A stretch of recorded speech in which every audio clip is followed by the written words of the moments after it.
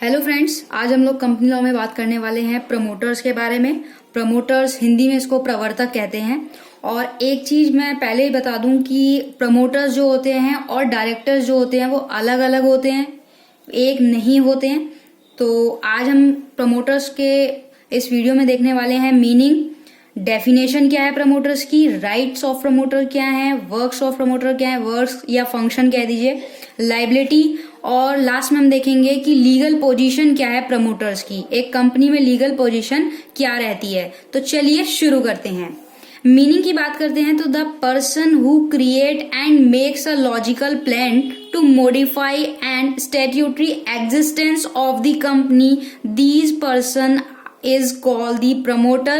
The promoter of a company may be one or more person. तो company में क्या है, प्रमोटर जो है एक व्यक्ति भी हो सकता है और एक व्यक्ति से ज्यादा व्यक्ति भी हो सकते हैं।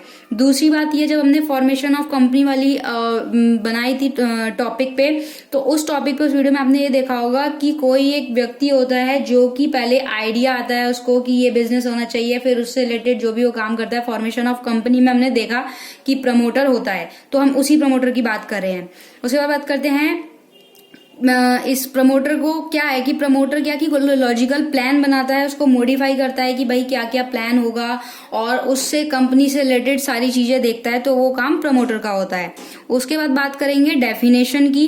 तो डेफिनेशन प्रमोटर की दे रखी है 2 में sub section 69 of companies act 2013 में। इसमें डिफाइन किया हुआ है कंपनीज एक्ट में कि the promoter can be defined as the following. Promoter को डिफाइन करने के लिए कुछ पॉइंट्स यहाँ पे गिवन कर रखे हैं। A person who has been name as such a prospectus और his identify by the company in the annual return. Annual return section 92 में आपको मिल जाएगा। मतलब कि कहने का इसका ये है कि सेक्शन 92 के अंतर्गत जो भी जैसे फाइल वगैरह किए जाने वाले जो भी एनुअल विवरण वगैरह रहते हैं वो क्या होते हैं, वो विवरण पत्रिका वगैरह प्रोस्पेक्टस वगैरह प्रमोटर के द्वारा ही दर्शाए जाते हैं। दूसरा ये, अ person who has control over the affair of the company directly और इनडायरेक्टली। डायरेक्ट भी हो सकता है और इनडायरेक्ट भी हो सकता है, whether as a shareholder, director और अदरवाइज। वो क्या हो सकता है, भले ही वो कंपनी का शेयर होल्डर हो सकता है, डायरेक्टर हो सकता है, निर्देशक हो सकता है, किसी भी रूप में हो सकता है। ठीक है। उसके बाद, a person who is in agreement with those with advice, direction और instruction the board of director of the company is extend to act. मतलब कि क्या है कि जिसमें क्या है आदेश दिया जाएगा, डायरेक्शन वगैरह, एडवाइस वगैरह दिए जाएंगी, कंपनी के जो बोर्ड ऑफ डायरेक्टर होंगे वो किस तरीके से काम वगैरह करेंगे, तो वो सारा का सारा काम क्या होता है, कंपनी के देखरेख में होता है। अच्छा, कंपनी बना प्रमोशन प्रमोटर के थ्रू बन तो गई, उसका जो मैनेजिंग काम रहता है ना, मैनेजिंग वगैरह का, मैनेज कैसे करना है, वो काम रहता है डायरेक्टर का। और उसके बाद हम बात करते हैं राइट्स ऑफ प्रमोटर्स की कि प्रमोटर्स के क्या क्या राइट्स होते हैं। तो राइट्स ऑफ प्रमोटर्स के होते हैं, right to recover in initial expense. मतलब जो भी उसने खर्चा वगैरह किया, जब उसने आरंभिक भाई कुछ सोचा, प्लान वगैरह किया, तो उसमें खर्चा वगैरह भी हुआ होगा, तो वो सारा खर्चा वगैरह जो किया, तो promoter have the right to recover the capital they seek and to and build the operate the company. Company को जब बनाता है तो उसमें जो भी लागत वगैरह आती है तो वो क्या करता है, वो कंपनी बनने के बाद कंपनी से वो पैसा ले सकता है। और ये भुगतान करने का जो भी रहेगा, the payment of these expensive depend on the Lord of director. जो ज्यादा से ज्यादा बहुत मतलब ये रहता है कि जो डायरेक्टर्स होते हैं उनकी एक तरीके से उन पे डिपेंड हो जाता है कि वो उसको प्रमोटर को उसका जो भी खर्चा वगैरह हुआ रिकवरी वगैरह कर सकता है। यहाँ पे प्रमोटर को एक राइट ये मिल जाता है। दूसरी बात ये, इसमें एक केस भी है, इसमें एक केस है महलो वर्सेस पोर्टो एल्जियर रेल कंपनी का एक केस है। इस केस में क्या हुआ कि जो प्रमोटर था ना, उसने पैसा वगैरह स्टार्टिंग पे लगाया और इसमें मेमोरेंडम में क्या हुआ, मेमोरेंडम में उसने वैसा कुछ मेंशन नहीं किया था। तो इस केस में क्या हुआ, इस केस में जो जस्टिस थे, जो न्यायाधीश थे, उन्होंने ये कहा कि भाई जो मेमोरेंडम में है उसमें तो सिर्फ ये है कि आप 2000 पाउंड से ज्यादा का नहीं देना। कंपनी क्या है, 2000 पाउंड से ज्यादा का जो भी खर्चा वगैरह वो नहीं देगी। तो उस पे जो कंपनी जो प्रमोटर था उन्होंने क्या बोला कि भाई जो प्रारंभिक उन्होंने खर्चा किया वो तो उन्हें मिलना चाहिए। बिल्कुल सही बात है, उसका राइट है, उसे मिलना चाहिए। लेकिन न्यायालय ने ये कहा कि जब मेमोरेंडम में लिखा ही नहीं है तो आप कोई भी वाद दायर नहीं कर सकते। आप इस तरीके से कंपनी पे सू नहीं कर सकते। तो इसमें एक चीज ये देखने की भी है कि जब प्रमोटर को मेमोरेंडम में ये चीज गिवन हो कि भाई इतना जो एक्सपेंसिव है, या कोई एक स्पेशल कॉन्ट्रैक्ट हो डायरेक्टर और उसके बीच में, तो वो कंपनी से अपना जो भी उसका एक्सपेंसिव वगैरह लगा वो वापस ले सकता है, रिकवर कर सकता है। दूसरा सी राइट बात करते हैं, right to receive proportionate amount of from co-promoters where more than one person act as the promoter of the company। जैसी बात है कि एक से ज्यादा व्यक्ति जो है प्रमोटर की तरीके से काम कर सकते हैं किसी कंपनी में। One promoter can claim against another promoter, जो एक वो होगा प्रमोटर होगा वो अनदर जो को प्रमोटर होंगे उनके लिए क्या कर सकता है, उनके अगेंस्ट क्लेम कर सकता है। किसके लिए? कंपनसेशन के लिए, या जो भी डैमेजेस वगैरह होगा वो पे करने के लिए। तो promoter are severally and jointly liable, severally भी हो सकते हैं और जॉइंटली भी वो लाइबल हो सकते हैं for any untrue statement given the in the prospectus. जो विवरण पत्रिका है वो जो उसमें अनट्रू जो भी स्टेटमेंट वगैरह रही उसके लिए, और साथ में क्या रहता है, फॉर द सीक्रेट प्रॉफिट, जो भी सीक्रेट प्रॉफिट वगैरह रहता है, जो कि जैसे एक तरीके से सीक्रेट प्रॉफिट हिंदी में बोलेंगे गुप्त लाभ वगैरह जो भी रहता है, तो वो सब में एक तरीके से रिकवर कर सकता है प्रमोटर को, यहाँ पे राइट है। उसके बाद बात करते हैं remuneration, right to receive remuneration मतलब की होता है इसमें पारिश्रमिक पाने का अवसर। तो उसमें क्या रहता है कि the promoter works to build and run company and for this company pay them as reward as a remuneration is paid by different company in different way which may be cash और debenture. अब क्या है कि promoter को क्या है, उसमें भाई बहुत मुश्किल होती है, बहुत मेहनत लगती है किसी भी कंपनी का निर्माण करने में और उसको ठीक से चलाने में। तो उसके लिए क्या है कि कंपनी एज अ रिवॉर्ड के रूप में क्या करेगी, हर कंपनी में ना अलग अलग कंपनी में अलग अलग तरीके से होता है, या तो वो कैश के थ्रू उसको पे करेगी या डिवेंचर वगैरह ऋण पत्र वगैरह करेगी, डिवेंचर और शेयर्स वगैरह वो करेगी। तो क्या होगा, प्रोमोटर्स जो है वो शेयर होल्डर भी हो जाएगा, डिवेंचर वगैरह जो हो जाएगा। तो इस तरीके से ये उसके राइट्स हैं। उसके बाद हम आगे बात करते हैं प्रमोटर्स के फंक्शन क्या क्या हैं, यानी कि प्रमोटर्स के कार्य क्या क्या हैं। तो to conceive an idea of forming a company and explore it possibilities. तो इसमें क्या है कि भाई आइडिया जो है उसने फॉर्म किया और पॉसिबिलिटी की हाँ भाई आइडिया रन करेगा या नहीं करेगा, तो वो उसका एक काम रहता है। सेकंड नंबर पे to decide about the following, number 1 the name of the company, company का नेम क्या होगा। Second the location of its registered office, office कहाँ लोकेटेड होगा। Third one the amount and from of its share capital, share capital का amount वगैरह क्या रहेगा, कैसे इश्यू होगा, ये सारी चीजें।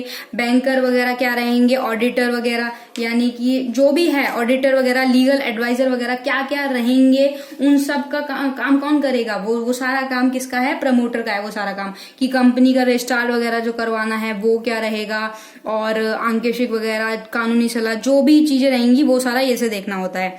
उसके बाद है get memorandum of association and article of association drafted and printed. जो जब कंपनी का ना मेमोरेंडम ऑफ एसोसिएशन एमओए और एओए तैयार होता है तो उसका ड्राफ्टेड और प्रिंटेड वगैरह कैसा है, जो भी है वो सारी चीजें वो देखेगा कि गलत तो नहीं है, प्रोस्पेक्टस वगैरह जो भी है कैसे बन रहा है, वो सारी ड्यूटी प्रमोटर की रहती है। कैसे बन रहा है, फिर उसको रजिस्टर्ड करवाएगा, वो सारा काम वो करेगा। फोर्थ है to make preliminary contract with vendors underwriters, जो भी अंडर राइटर और वेंडर्स वगैरह होंगे उनसे जो भी कॉन्ट्रैक्ट वगैरह करना होगा वो सारा काम कौन करेगा, प्रमोटर करेगा। Fifth to make arrangement for the preparation of prospectus, its filing, advertisement and issue of capital. Arrangement करेगा, किसकी प्रिपरेशन करेगा कि प्रोस्पेक्टस का क्या क्या प्रोसेस रहेगा, फाइलिंग वगैरह करेगा, एडवर्टाइजमेंट देना है तो वो देखेगा, और कैपिटल जो है कैसे इशू करना है, कैसे क्या करना है, वो सारे काम प्रमोटर्स के होते हैं। 6 point two arrange for the registration of company and obtain the certificate of incorporation. Arrange करेगा कि रजिस्टर कैसे करनी है कंपनी, कैसे सर्टिफिकेट वगैरह। हमने जब फॉर्मेशन ऑफ कंपनी पढ़ा था तो उसमें काफी सारे जो प्रोस्पेक्टस वगैरह है, मेमोरेंडम ऑफ एसोसिएशन है, आर्टिकल वगैरह है, वो रजिस्टर्ड ऑफिस में रजिस्टर करने पड़ते हैं।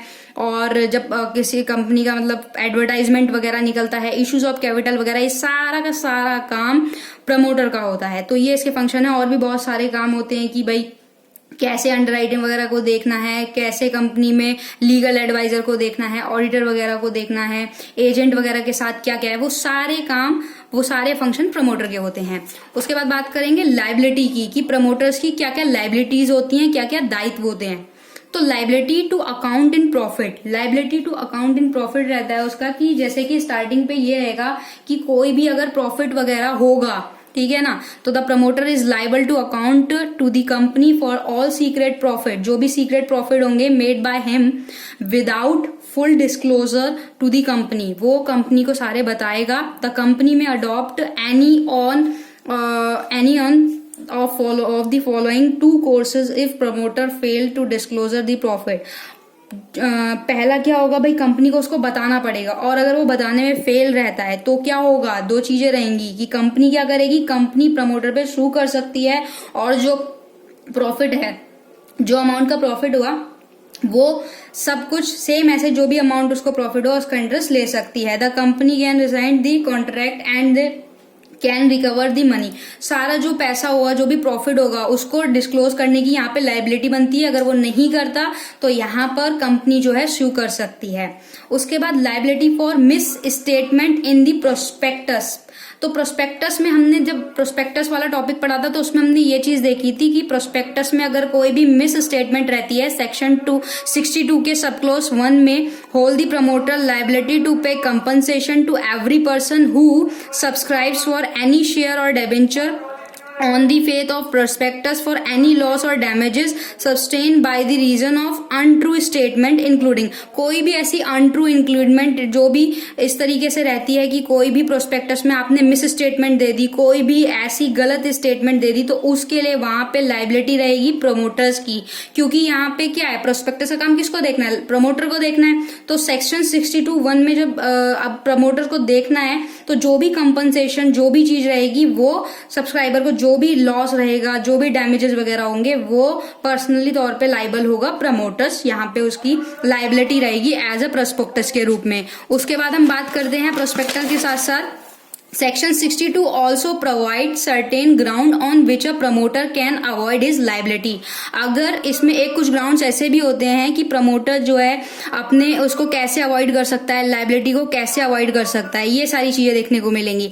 And section 63 provide for criminal liability for misstatement in the prospectus and promoter may also become liable under this act. तो प्रमोटर जो है यहाँ पे लाइबल हो जाएगा सेक्शन 63 के अंदर। क्रिमिनल लाइबिलिटी क्या, कि उसने कोई मिथ्या कथन कर दिया, कोई फ्रॉड उस तरीके से कर दिया, प्रोस्पेक्टस पे कुछ गलत चीजें कर दी, जिससे कि क्या है, जिससे जो हमारा शेयर होल्डर वगैरह है, जो भी क्रेडिटर वगैरह है, उनको लॉस हो गया। तो यहाँ पे लाइबिलिटी बनेगी प्रमोटर्स की, प्रमोटर लाइबल रहेंगे अंडर दिस एक्ट। उसके बाद बात करते हैं पर्सनल लाइबिलिटी। तो the promoter is personally liable for all contract made by him on behalf the company. Company के बिहाफ पे अगर कोई प्रमोटर कॉन्ट्रैक्ट करता है तो until the contract have been discharge of the company take over the liability of the promoters. So सारी की सारी लाइबिलिटी प्रमोटर्स की रहेगी। और the death of promoters does not relieve him from liability. अब एक तरीके से मान लीजिए कि प्रमोटर जो है उसकी डेथ हो जाती है, तो प्रमोटर की डेथ होने की कंडीशन पे कंडीशन रहेगी कि जो भी रिकवर होगा, जो भी कंपनी को उससे पैसा वसूलना, वो क्या होगा, उसके जो भी वारिस वगैरह होंगे ना, उनको जो भी प्रॉपर्टी मिलेगी, जो भी संपत्ति मिलेगी, तो उसमें से वसूली करने का, उसमें से रिकवर करने का जो राइट है वो कंपनी के पास मिल जाएगा। तो यहाँ पे पर्सनली तौर पे लाइबल होता है अगर प्रमोटर की डेथ हो जाती है तो। उसके बाद बात करते हैं liability at the time of winding up of the company. जब कंपनी का परिसमापक हो रहा होगा, वाइंडिंग अप हो रहा होगा, उस केस में क्या है, तो in the course of winding up of the company on an application made by official liquidator the court make a promoter liable for misfeasance on breach of trust. अगर कोई ऐसी चीज होती है कि मान लीजिए कि फ्रॉड वगैरह की दशा में या ब्रीच ऑफ ट्रस्ट की दशा में इस तरीके से कुछ ऐसी सिचुएशन आती है, तो क्या होगा, कंपनी के जो क्रेडिटर्स वगैरह होंगे, अंशधारी वगैरह होंगे, वो एक एप्लीकेशन के थ्रू न्यायालय में, उनको न्यायालय की तरफ से ये आदेश मिल जाएगा कि भाई प्रमोटर्स को ये हो मिल जाएगा कि जो भी भाई संपत्ति है, जो भी अमाउंट है, वो कंपनी को वापस लौटा दे। यहाँ पे उसकी लाइबिलिटी फिक्स हो जाएगी।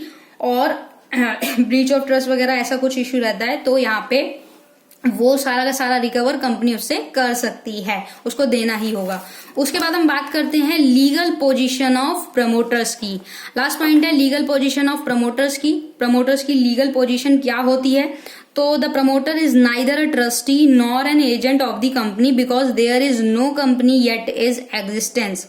प्रमोटर ना तो ट्रस्टी होता है, ना ही कंपनी का एजेंट होता है, क्योंकि कंपनी अभी बनी नहीं है, एग्जिस्ट ही नहीं हुई है, अभी तो प्रमोटर तक बात है। The correct way to describe his legal position is that he stand in fiduciary position toward, एक तरीके से ना मतलब एक विश्वासिक संबंध होता है कंपनी और प्रमोटर के बीच, एक विश्वास का रिलेशन होता है, एक ट्रस्ट के बेस पे रिलेशनशिप बना होता है कंपनी का और प्रमोटर के बीच में। From the fiduciary position of promoter, दो इंपॉर्टेंट चीज उसको देखनी होती है। Number 1, a promoter can not be allow to make any secret profit if it is found that any particular transaction of the company he has obtained a secret profit for himself, he will be bound to refund the same of the company। Company का जो promoter है उसको ये allow नहीं होता कि जो company के गुप्त लाभ वगैरह हैं वो उसको या कोई ऐसी ट्रांजेक्शन वगैरह है जो कंपनी की तरफ से उसके अकाउंट वगैरह में आई है तो उसको ऑब्टेन नहीं कर सकता, और वो बाउंड है यहाँ पर कि कंपनी को रिफंड करेगा, वो जो पैसा आएगा, जो भी प्रॉफिट वगैरह होगा वो कंपनी को उसको रिफंड करना होगा। दूसरी बात ये देखी जाती है कि the promoter is not allowed to derive a profit from the sale of his own property to the company unless all material fact are disclose. If he contract to sell his own property to the company without making a full disclose, the company either repudiated the sale of Ephraim the contract and recover the profit made out of it by the promoter। अब क्या है कि मान लो कि company का जो promoter है वो अपनी ही प्रॉपर्टी कंपनी को बेच रहा है, कंपनी को सेल कर रहा है, तो उसमें क्या होगा, पहली बात तो वो इस तरीके के उसको अलाउड ही नहीं होता, वो कर ही नहीं सकता। पर फिर भी एक ऑप्शन ये रहता है कि जो भी मेटल फैक्ट वगैरह है वो सबको डिस्क्लोज कर देता है, बता देता है कंपनी को कि भाई ये मेरी प्रॉपर्टी है, और इसमें जो अपना फायदा है वो सब डिस्क्लोज कर देता है। तो उस केस में क्या है कि उस केस में वो कंपनी को अपनी प्रॉपर्टी बेच सकता है। तो कंपनी के पास यहाँ पे ऑप्शन रहेगा, कंपनी चाहे तो उसकी प्रॉपर्टी ले, चाहे उसकी प्रॉपर्टी ना ले।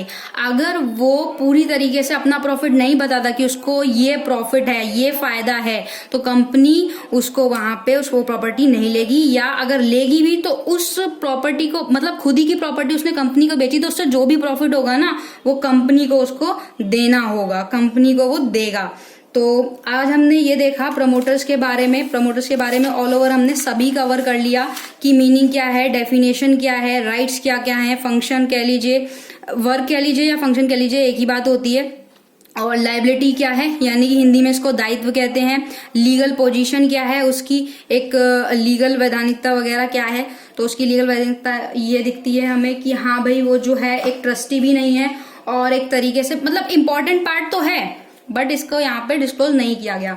और अगर बात करें प्रमोटर्स की ना, तो प्रमोटर्स में एक चीज और है, प्रमोटर्स 3 टाइप के होते हैं। पहले प्रमोटर तो होते हैं ओकेशंस टाइप के। ओकेशनल जो है प्रमोटर्स वो कैसे होते हैं कि मान लीजिए उनको कंपनी से ना कुछ ऐसा लेना देना नहीं है, वो रेगुलरिटी नहीं है, ठीक है, आइडिया आया कोई भी चीज थी तो उन्होंने वो सारी चीजें कंपनी के सपोर्ट में की, बट वो रेगुलरिटी नहीं आती है। दूसरे होते हैं एंटरप्रेन्योर वो होते हैं कि उनके दिमाग में आइडिया आया, उन्होंने उस आइडिया को रिवील किया उस तरीके से। और तीसरे होते हैं हमारे फाइनेंशियल वाले कि भाई उन्होंने पैसे से सपोर्ट वगैरह सारी चीजें किया। तो 3 तरीके के जो है हमारे प्रमोटर्स होते हैं।